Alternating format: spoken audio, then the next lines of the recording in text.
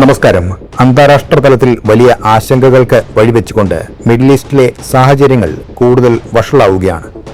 ഇന്ത്യയുടെ തന്ത്രപ്രധാനമായ ചാബഹാർ തുറമുഖം ലക്ഷ്യമാക്കി അമേരിക്ക നടത്തിയ സൈനിക ആക്രമണങ്ങൾ ലോക ശ്രദ്ധ പിടിച്ചുപറ്റിയിരിക്കുകയാണ്. എന്താണ് യഥാർത്ഥത്തിൽ സംഭവിച്ചത്? എന്തുകൊണ്ട് ഇന്ത്യക്ക് ഇത് വലിയ തിരിച്ചടിയാകുന്നു? ഈ വിഷയം നമുക്കൊന്ന് പരിശോധിക്കാം. ഇറാനിലെ സിസ്താൻ ബലൂചിസ്ഥാൻ പ്രവിശ്യയിലുള്ള ചബഹാർ തുറമുഖം കേവലം ഒരു തുറമുഖം മാത്രമല്ല, ഇന്ത്യയുടെ മധ്യേഷ്യയിലേക്കുള്ള ഗോൾഡൻ ഗേറ്റ് ആണ്. പാകിസ്ഥാന്റെ സഹായമില്ലാതെ അഫ്ഗാനിസ്ഥാനിലേക്കും റഷ്യയിലേക്കും ചരക്കുകൾ എത്തിക്കാൻ ഇന്ത്യ വിഭാവനം ചെയ്ത പദ്ധതിയാണിത്. പലപ്പോഴായി അമേരിക്കൻ ഉപരോധങ്ങളുടെ ഇടയിൽ പോലും ഇന്ത്യ വളരെ സൂക്ഷ്മമായി കൈകാര്യം ചെയ്ത ഒന്നാണിത്. കഴിഞ്ഞ 24 മണിക്കൂറിനുള്ളിൽ കാര്യങ്ങൾ കൈവിട്ടു പോയിരിക്കുകയാണ്. ഹോർമുസ് കടലിടുക്കിലൂടെയുള്ള കപ്പൽ ഗതാഗതത്തിന് ഭീഷണിയാണെന്ന് ആരോപിച്ച് ഇറാൻ കേന്ദ്രങ്ങളെ ലക്ഷ്യമാക്കി അമേരിക്ക നടത്തിയ മിന്നലാക്രമണങ്ങളിൽ ചാബഹാറും ഉൾപ്പെട്ടു. തുറമുഖത്തിന്റെ പ്രവർത്തനക്ഷമതയെ തന്നെ ഇത് ബാധിച്ചിരിക്കുകയാണ്.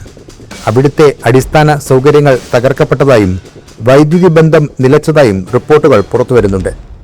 ഇന്ത്യയെ സംബന്ധിച്ചിടത്തോളം ഈ ആക്രമണം വലിയ നയതന്ത്ര വെല്ലുവിളിയാണ്. ദശലക്ഷക്കണക്കിന് ഡോളറാണ് ഇന്ത്യ ഇതിനായി നിക്ഷേപിച്ചിരിക്കുന്നത്. യുദ്ധ സാഹചര്യം നിലനിൽക്കുമ്പോൾ തുറമുഖത്തിന്റെ പ്രവർത്തനങ്ങൾ പൂർണ്ണമായും തടസ്സപ്പെടുന്നത് ഇന്ത്യയുടെ വാണിജ്യ താൽപ്പര്യങ്ങളെ ദോഷകരമായി ബാധിക്കും. കൂടാതെ ഇറാൻ അമേരിക്ക സംഘർഷത്തിൽ ഇന്ത്യ ആരുടെയും പക്ഷം ചേരാതെ വളരെ തന്ത്രപരമായ അകലം പാലിച്ചാണ് ഇതുവരെ നീങ്ങിയത്. ഈ ആക്രമണത്തോടെ ആ സന്തുലിതാവസ്ഥ നിലനിർത്തുക എന്നത് ഇന്ത്യക്ക് വലിയ തലവേദനയായി മാറും. ഇറാന്റെ പ്രതികരണവും ശക്തമാണ്.